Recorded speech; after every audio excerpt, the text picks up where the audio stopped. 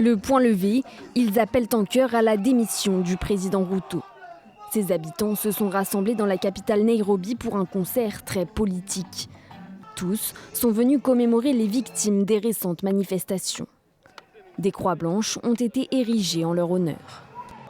Le gouvernement nous écoute désormais grâce à ces manifestations. Donc on est plutôt heureux, mais il y a aussi beaucoup de tristesse, car il y a tant de personnes qui sont mortes pour que le gouvernement les écoute. À ce jour, il y a 51 morts, car sur les 100 personnes hospitalisées pour des blessures par balle, beaucoup ont succombé. Le 25 juin, des manifestants opposés à un projet gouvernemental d'augmentation des taxes ont pris d'assaut le Parlement kényan et la police a tiré à balles réelles sur la foule. Plus d'une trentaine de personnes ont aussi été enlevées lors de cette manifestation. Le lendemain, le président William Ruto a annoncé retirer son projet, mais depuis, la colère ne retombe pas.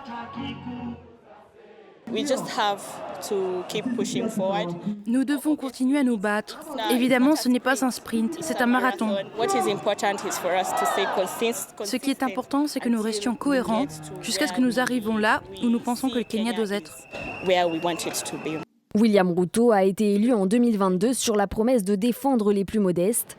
Mais face à une dette publique de plus de 71 milliards d'euros, il a pris des mesures d'austérité qui ont durement touché le pouvoir d'achat des Kenyans. Pour combler le trou budgétaire, il propose désormais de réduire les dépenses de fonctionnement de l'État et d'augmenter les emprunts.